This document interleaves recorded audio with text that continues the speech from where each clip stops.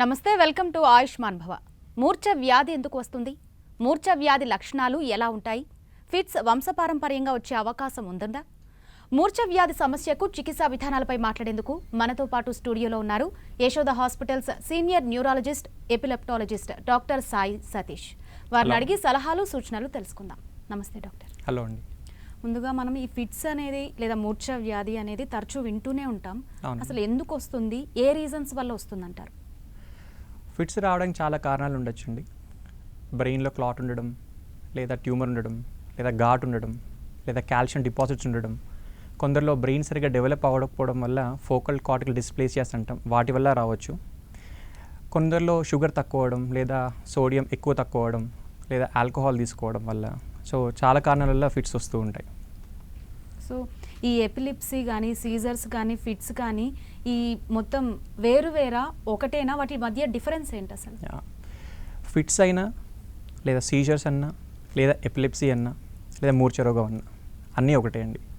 కాకపోతే ఒక్కసారి ఎవరికన్నా ఫిట్స్ వస్తే దాని ఫిట్స్ లేదా సీజర్స్ అని అంటాం.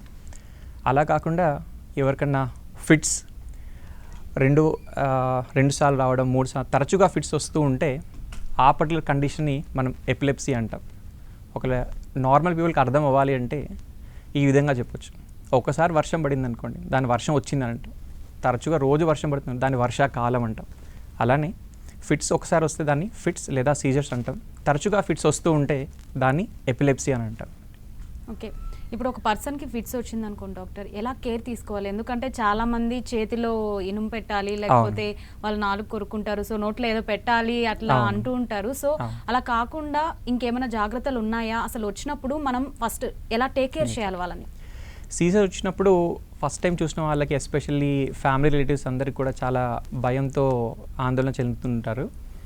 సీజర్ వచ్చినప్పుడు మనం ఏదో చేయాలని తాపత్రయపడుతూ ఉంటారు. కాకపోతే మామూలుగా చిన్న ఫిట్ అయినా, అది పెద్ద ఫిట్ అయినా కూడా జనరల్గా ఫిట్స్ వచ్చినప్పుడు 2 కాలు చేతులు జర్కింగ్ అట్లా వచ్చేసి 1-2 మినిట్స్ ఉండి వాటంతట అవే తగ్గిపోతాయి. మనం ఇనుము పెట్టని అవసరం లేదు, నోట్లో ఏం క్లాత్ పెట్టని అవసరం లేదు, మెటల్ ఆబ్జెక్ట్స్ అట్లాంటివి ఏం పెట్టని అవసరం లేదు. 1-2 మినిట్స్ జర్కింగ్ వచ్చాక వాళ్ళకి అవే ఆగిపోయి ఆ మనిషి ఒక 5 నిమిషాల వరకు స్పృహ లేకుండా అన్కాన్షియస్లో ఉండొచ్చు. ఆ తర్వాత తనకే తనే స్పృహలోకి వచ్చి ఆ తర్వాత ఇంకో 10-15 నిమిషాల వరకు తను ఎక్కడున్నారు, ఏంటి, ఏం చేస్తున్నారు అన్న కొద్దిగా కన్ఫ్యూషన్ ఉంటుంది. ఆ 15 మినిట్స్ అయిపోయాక ఆ మనిషి తనకే తనే కోలుకుంటారు. సో ఇది అర్థం కాక చాలామంది తెలియక చేతిలో ఇనుము పెట్టడము, లేదా కీస్ పెట్టడము, నోట్లో స్పూన్ పెట్టడము అవన్నీ చేస్తూ ఉంటారు. సో మనం తరచూ చూస్తూ ఉంటాము, ఫిట్స్ అట్లా వచ్చినప్పుడు నాలుక కొరుక్కొని రక్తం వస్తూ ఉంటుంది.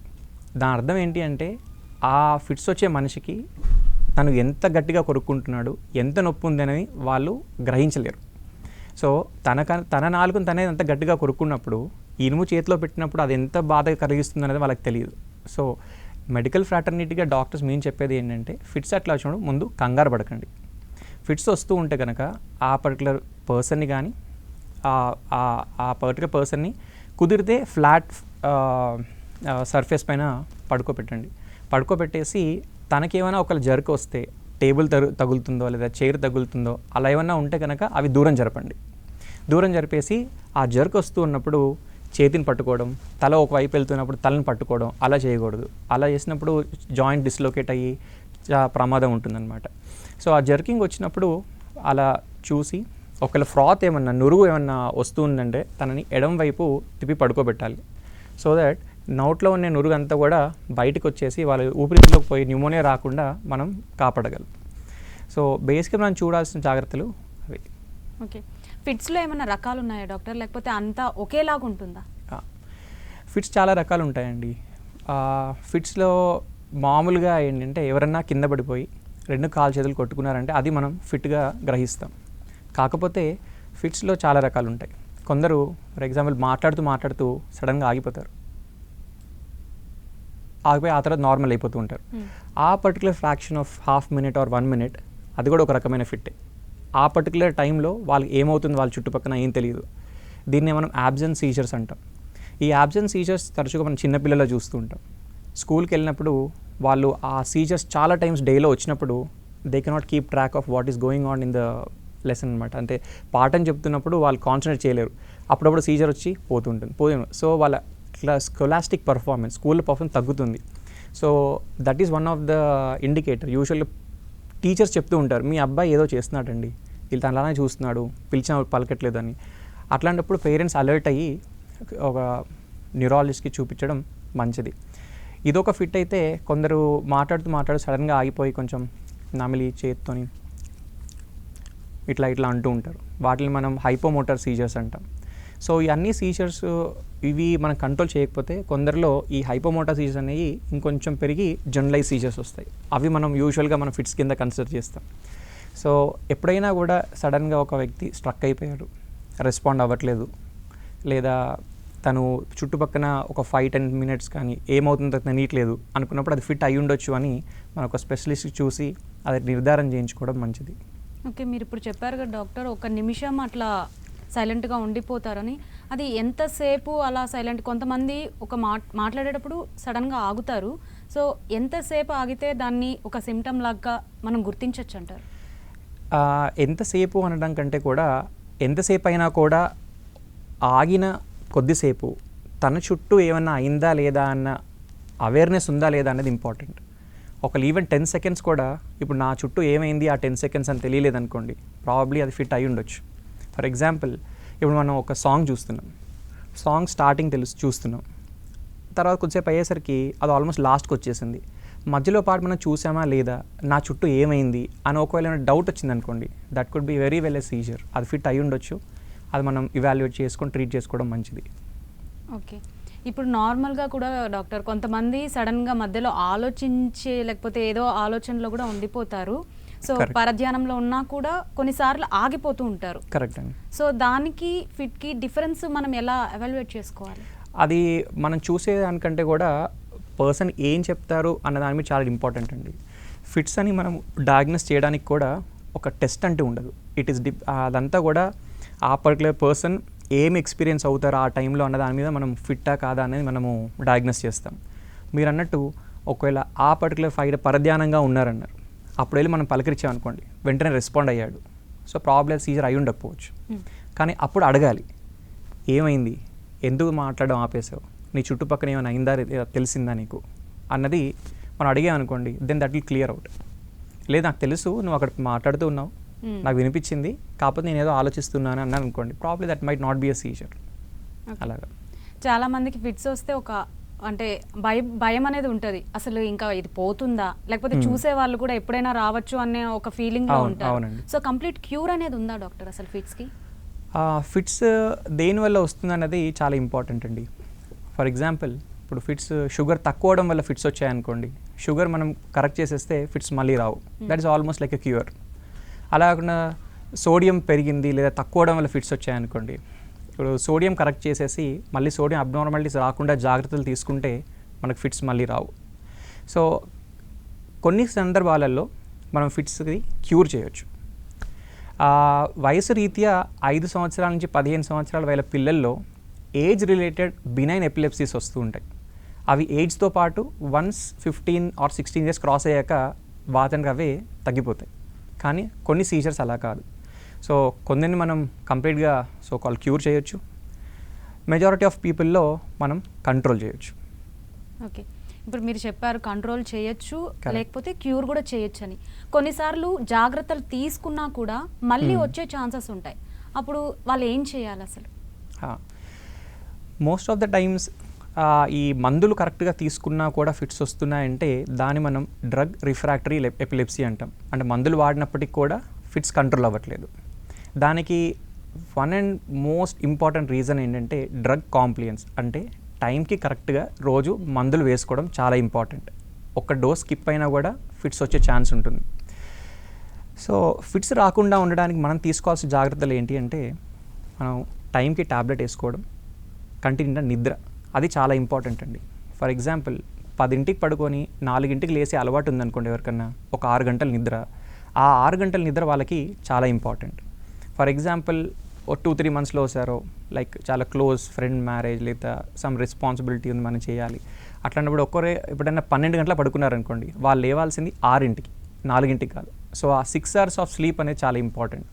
సో టైంకి ట్యాబ్లెట్ వేసుకోవడం, కంటి నిండా నిద్ర అండ్ ఆల్కహాల్ అవి ఆపడం చేస్తే కనుక మనం మ్యాక్సిమం సీజర్ రాకుండా, ఫిట్స్ రాకుండా మనం ఉండొచ్చు.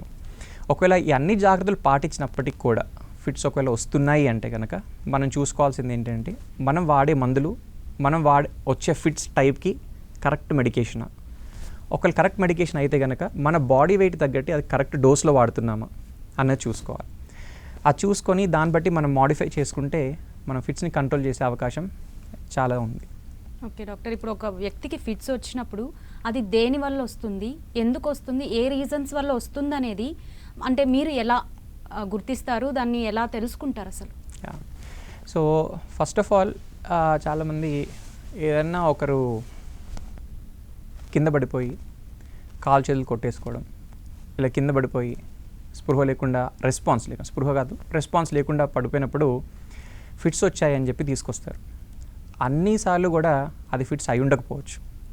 ఒక్కొక్కసారి బ్రెయిన్ సర్క్యులేషన్ తగ్గిపోయి కళ్ళు తిరిగి పడిపోయినా కూడా అది ఫిట్స్ అనుకొని మనము భ్రమపడి తీసుకొస్తుంటారు. సో ఎప్పుడైనా ఫిట్స్ అని ఎవరైనా వచ్చినప్పుడు ఫస్ట్ మేము నిర్ధారించేది ఏంటి, నిజంగా అది ఫిట్టేనా లేకపోతే ఫిట్లాగా కనిపించే వేరే ఎంటిటీ అన్నది చూడాలి. సో ఒకవేళ ఓకే హిస్టరీ వాళ్ళు చెప్పిన దాని ప్రకారం అన్నీ కూడా ఫిట్స్ లాగే ఉన్నాయి అని అనుకున్నప్పుడు అప్పుడు షుగర్ ఏమైనా తగ్గిందా, సోడియం ఏమైనా ప్రాబ్లం ఉందా, కాల్షియం ఏమైనా ప్రాబ్లం ఉందా, మెగ్నీషియం ఏమైనా ప్రాబ్లం ఉందా, సో ఎలక్ట్రోలైట్ ఇంబ్యాలెన్స్ ఏమైనా ఉందా అలా చూస్తాం. అండ్ స్కాన్ చేసి చూస్తాం. స్కాన్లో ఏమైనా క్లాట్ ఏమన్నా, బ్లీడ్ ఏమన్నా ఉందా, ఏదైనా స్కార్స్ ఏమన్నా ఉన్నాయా, ఇన్ఫెక్షన్స్ ఏమన్నా ఉన్నాయా, ట్యూమర్స్ ఏమైనా ఉన్నాయా చూస్తాం అనమాట. సో బేసికలీ కొన్ని బ్లడ్ ఇన్వెస్టిగేషన్స్ చేస్తాము అండ్ ఎంఆర్ఐ చేస్తాము, ఇమేజింగ్ చేస్తాం. ఇమేజింగ్ చేసి దేనివల్ల వచ్చింది అని నిర్ధారణ చేసి ప్రయత్నం చేస్తాం. చాలా వాళ్ళల్లో almost like more than 50% of పీపుల్లో సీజ్ వచ్చిన పీపుల్లో మనకి we can tell a cause. Okay దీని పలానా వల్ల వచ్చిందండి, మీకు స్కార్ వల్ల వచ్చింది లేదా కాల్షియం డిపాజిట్ వల్ల వచ్చింది అని చెప్పొచ్చు. కానీ కొందరిలో ఎంఆర్ఐ అన్ని ఇన్వెస్టిగేషన్ చేసినా కూడా నార్మల్గానే ఉంటుంది. అప్పుడు యూజువల్ అడుగుతుంటారు, సార్ అన్నీ నార్మల్గా ఉన్నాయి మరి ఫిట్స్ ఉన్నాయా అని. లేదు, అన్నీ నార్మల్ ఉన్నప్పటికీ కూడా ఫిట్స్ రావచ్చు. అంటే మన ఎంఆర్ఐలో మనం గ్రాస్గా పైనుంచి చూస్తే నార్మల్గా ఉంది, బట్ మైక్రోస్కోప్లో పెట్టి చూస్తే దాని అబ్నార్మాలిటీ ఉండొచ్చు. సో ఈజీ నార్మల్ ఉన్నంత మాత్రాన, ఎంఆర్ఐ నార్మల్ ఉన్నంత మాత్రాన, బ్లడ్ టెస్ట్ అన్ని నార్మల్ ఉన్నంత మాత్రాన ఫిట్స్ లేవు అని చెప్పడానికి లేదు.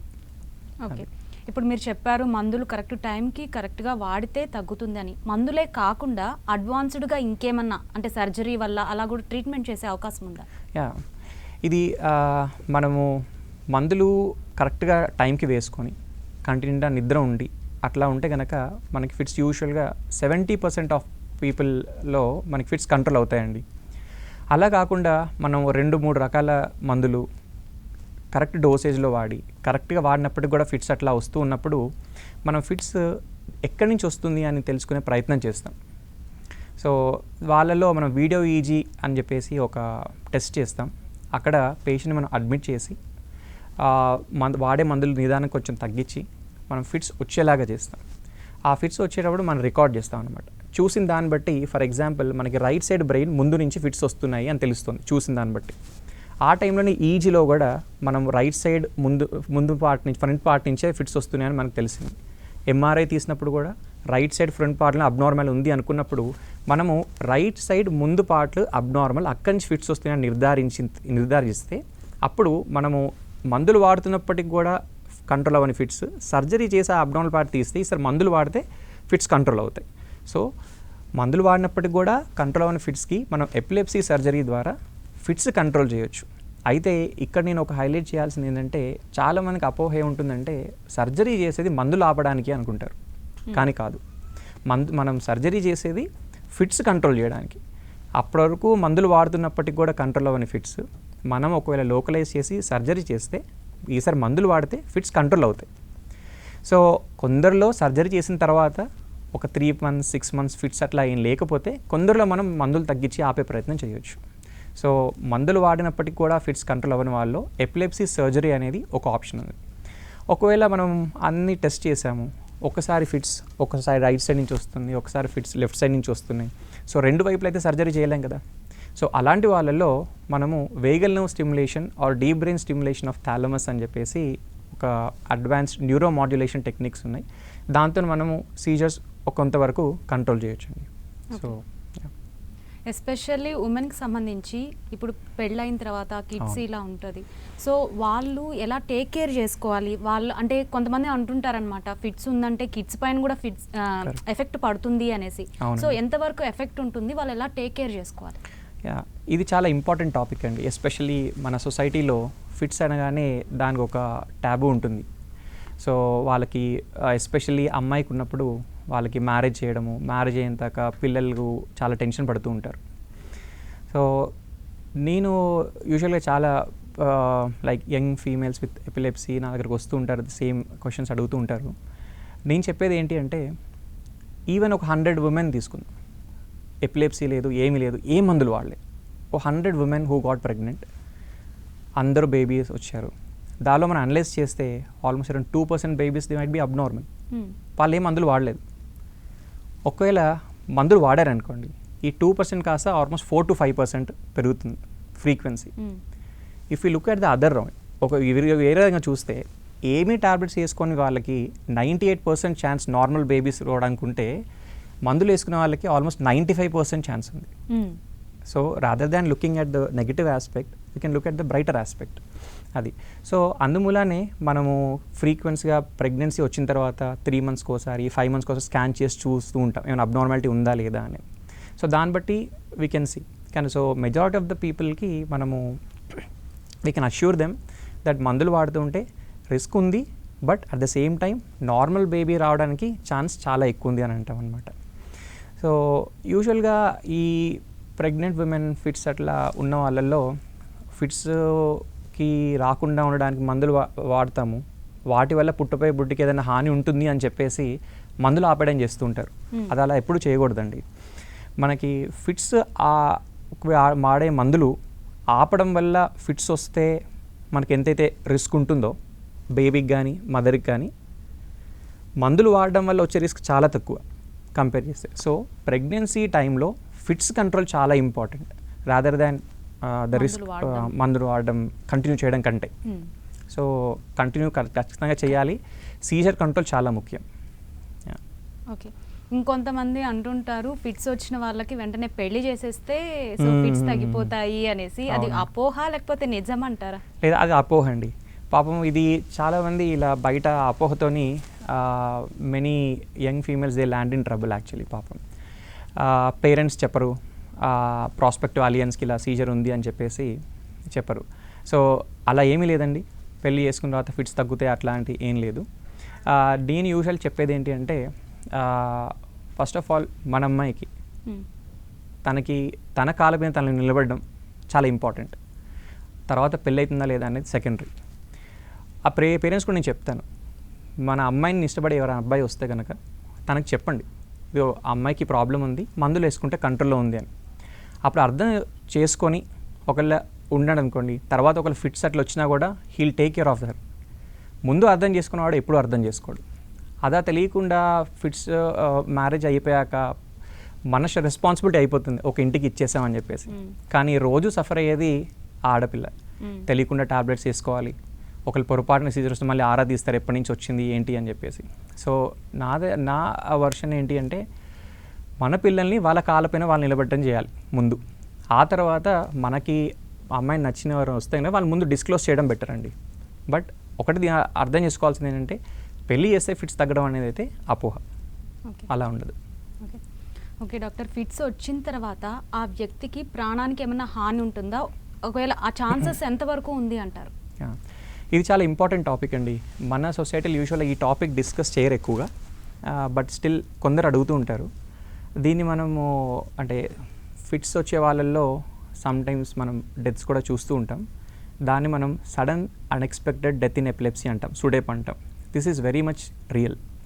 సో లేదు అని కాదు, ఈవెన్ ఈచ్ సింగిల్ సీజర్ కూడా it's a life risk. For example, ankle length water ఉన్నాయి, ఫిట్స్ వచ్చి బోర్లా పడ్డారనుకోండి, అప్పుడు ఊపిరాడక he may lose his life. So road cross చేస్తున్నారు, సడన్గా సీజర్ వచ్చింది, యాక్సిడెంట్ అవ్వచ్చు. వంట చేస్తున్నారు, సీజర్ వచ్చింది, ఏమైనా అవ్వచ్చు. సో అట్లాంటప్పుడు డెఫినెట్గా సీజర్ వల్ల ఫిట్స్ డెత్ రిస్క్ ఉంది. సో ప్రతి సీజర్ని కూడా కంట్రోల్ చేయడం చాలా ఇంపార్టెంట్. కొందరు అనుకుంటారు ఒకటే కదా, వన్స్ 1 month ఈజ్ ఓకే, లేదా once in 6 months is okay. No, each and every seizure whatever may be the frequency has a subtle risk of సుడెప్.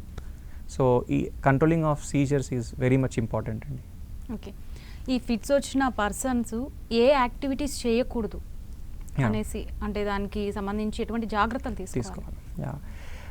Activities పరంగా వస్తే యూజువల్గా చాలా రెస్ట్రిక్షన్స్ పెడుతూ ఉంటారండి. కానీ ఫిట్స్ వచ్చిన వాళ్ళందరినీ కూడా నేను చెప్పేది they are normal people. Okay, fits వచ్చిన 1-2 minutes ఓకే తను పేషెంట్ అని చెప్పొచ్చు తప్పితే otherwise they are normal people. అందుకనే ఎపిలెప్సీ పేషెంట్స్ అని అనకుండా రీసెంట్లీ ఎపిలెప్సీ సొసైటీస్ అన్నీ కూడా we're rather than calling them epilepsy patients, ఇప్పుడు మేము పీపుల్ విత్ ఎపిలెప్సీ అంటున్నాం, to highlight the fact that fits ఉన్న వాళ్ళు నార్మల్ పీపుల్ అని చెప్పడానికి. సో వీళ్ళు అవాయిడ్ చేసిన యాక్టివిటీస్ అంటే ఎస్పెషల్లీ డ్రైవింగ్ అండి. సో ఇండియన్ లా ప్రకారం మనకి ఒకసారి ఫిట్స్ వస్తే కనుక they are not entitle to drive. However యూఎస్లో కానీ యూకేలో కానీ 6 months వరకు సీజర్ రాకుండా ఉంటే they issue a temporary license. ఈ విధంగా యాక్చువల్గా ఇండియన్ సొసైటీ ఆఫ్ ఎపిలెప్సీ ప్రకారం we're also fighting for that cause. అది ఇంకా మెటీరియలైజ్ అవ్వలేదు. ఇంకా క్లోజ్ కాంటాక్ట్ స్పోర్ట్స్ అంటాం, లైక్ జుడో, కరాటే, బాక్సింగ్, అలాంటివన్నీ కూడా అవాయిడ్ చేయమని చెప్తాం. And also swimming. సో ఒక స్విమ్మింగ్ చేసినప్పుడు సీజర్ వస్తే it will be risk. So ఈ యాక్టివిటీస్ తప్పితే ఏ యాక్టివిటీస్ కూడా ఇది చేయకూడదు అది చేయకూడదు అనేది ఏమీ లేదండి. సో వాళ్ళు ఎంతైనా మెంటల్ ఛాలెంజింగ్ యాక్ట్స్ చేయొచ్చు, ఫిజికల్లీ ఛాలెంజింగ్ యాక్ట్స్ చేయొచ్చు. సో అది చేయకూడదు ఇది చేయకూడదు అని ఏం లేదు, they can do it. Okay, అలాగే డాక్టర్ జెనెటికల్గా కూడా వచ్చే ఛాన్సెస్ ఎంతవరకు ఉంది? ఇప్పుడు మీరు ఇంతకుముందే చెప్పారు ఉమెన్కి ఉంటే ఒకవేళ ఛాన్సెస్ ఉంటాయి అని, అది ఎంతవరకు ఉంటాయి? తర్వాత పేరెంట్స్కి ఎవరికి ఉన్నా లేకపోతే వాళ్ళ పెద్దవాళ్ళకి ఎవరికైనా ఉన్నా కూడా వచ్చే ఛాన్సెస్ ఉందా? ఇది జెనెటిక్స్ అనేది చాలా కాంప్లెక్స్ టాపిక్ అండి. జీన్స్ మన పేరెంట్ నుంచి, మదర్ నుంచి మన చైల్డ్కి వచ్చినంత మాత్రాన ఆ జీన్ ఎక్స్ప్రెస్ అయ్యి ఫిట్స్ రావాలని ఏం లేదు. సో కొన్ని జీన్స్ మనం ఇన్హెరిట్ చేసుకున్న తర్వాత కూడా దాంతోపాటు ఉండే సరౌండింగ్ జీన్స్ ఎలా ఉన్నాయని అది ఎక్స్ప్రెస్ అవుతూ ఉంటుందన్నమాట. ఫర్ ఎగ్జాంపుల్ మీకు అర్థమయ్యేలా చెప్పాలంటే, ఒక అల్లరి చేసే పిల్లాడు ఉన్నాడు. ఆ అల్లరి చేసే పిల్లాడు వల్ల వాడిని తీసుకెళ్ళి ఒక కామ్గా ఉండే క్లాస్లో కూర్చోబెట్టుకోండి, వాడు కామ్ అవుతాడు. అలా కాకుండా వాడు అల్లరి చేసే పిల్లాడిని అల్లరి చేసే ఒక పిల్లలు చేత పెట్టాలంటే వాడు ఇంకా ఎక్స్ప్రెస్ అయ్యి బాగా గోల్ చేస్తాడు. అలానే ఫిట్స్ సంబంధించిన జీన్ మనకు వస్తే దాని చుట్టూ ఉండే జీన్స్ డామినేట్ చేసాయనుకోండి, అది ఎక్స్ప్రెస్ అవ్వదు. So genetics is a complex topic. అయితే ఇప్పుడు మదర్కి సీజర్ ఉంది లేదా ఎపిలెప్సీ ఉంది, ఫాదర్కి ఎపిలెప్సీ ఉందని మనకి ఏదైనా వస్తుందేమో అని అప్రిహెన్షన్ ఉండడం అనవసరం. ఒకటి గుర్తుపెట్టుకోవాల్సింది ఏంటి అంటే, పుట్టిన బిడ్డ నుంచి 100 ఏళ్ల వృద్ధుల వరకు ఎవరికి ఎప్పుడైనా సీజర్ రావచ్చండి. అది ఫ్యామిలీ ఉందా లేదా అన్నది తెలీదు. సో దాని గురించి మనం భయపడుతూ కరెంట్ క్వాలిటీ ఆఫ్ లైఫ్ని కాంప్రమైజ్ అవ్వాల్సిన అవసరం లేదు. ఓకే, ఫిట్స్ వచ్చిన తర్వాత ప్రతి ఫిట్స్ అంటే కొంతమంది భయపడిపోయి వెంటనే వచ్చేస్తుంటారు హాస్పిటల్కి. సో ఏది డేంజరు, ఎప్పుడు రావాలి అసలు హాస్పిటల్కి? ఇది చాలా ఇంపార్టెంట్ అండి. సీజర్ నేను ఇంతకుముందు చెప్పినట్టు ఫిట్స్ ఎవరైనా వ్యక్తికి అది చిన్న ఫిట్ అయినా పెద్ద ఫిట్ అయినా కూడా 2 కాలు చేతులు జర్కింగ్ వస్తూ ఉంటుంది. ఆ జర్కింగ్ ఒక 1-2 minutes ఉండి దానికి అదే తగ్గిపోతుంది. తగ్గిపోయాక నెక్స్ట్ ఒక 3 to 5 minutes వరకు అన్కాన్షియస్గా ఉండి తర్వాత 10-15 నిమిషాలు కాన్షియస్ వచ్చాక వాళ్ళు కన్ఫ్యూజ్గా ఉంటారు. ఆ తర్వాత వాళ్ళు నార్మల్ అవుతూ ఉంటారు. సో ఇలా వచ్చిన ప్రతిసారి కూడా ఎమర్జెన్సీ కాదు. అయితే సీజర్ వచ్చి అది కంట్రోల్ అవ్వక జర్కింగ్ 2 minutes అయింది, 3 minutes కంటిన్యూ అవుతున్నా, లేదా సీజర్ వచ్చి తగ్గిపోయి ఫిట్స్ మళ్ళీ వచ్చి బ్యాక్ టు బ్యాక్ ఫిట్స్ వచ్చినా, లేదా ఫిట్ వచ్చి తగ్గిపోయి 5 నిమిషాలు అయింది, 10 నిమిషాలు అయింది, మనిషి స్పృహలోకి రావట్లేదు అప్పుడైనా, లేదా స్పృహలోకి వచ్చాక 10-15 నిమిషాలకు కూడా కన్ఫ్యూజన్ ఇంకా క్లియర్ అవ్వలేదు, ఇంకా కన్ఫ్యూజ్డ్గా ఉన్నారు, లేదా ఫిట్ వచ్చి దెబ్బ తగిలింది అని అనుకుంటే అది emergency. So back to back fits వచ్చినా, కంటిన్యూస్ ఫిట్స్ వచ్చినా, కాన్షియస్నెస్ రాకపోయినా, లేదా కన్ఫ్యూజన్ నుంచి క్లియర్ అవ్వకపోయినా, దెబ్బ తగిలినా, ఇవి కొంచెం ఎమర్జెన్సీ సిట్యుయేషన్స్ అండి. అదర్వైజ్ సింగిల్ సీజర్ వచ్చింది, క్లియర్ అయ్యి కాన్షియస్ ఉన్నారు, that's not an emergency. Okay doctor, fits గురించి చాలా చక్కగా వివరించారు, అలాగే పరిష్కార మార్గాలు చూపించారు. Thank you so much. Thank you అండి. చూసారు కదా, ఇది ఇవాల్టి ఆయుష్మాన్ భవ. చూస్తూనే ఉండండి 10 TV.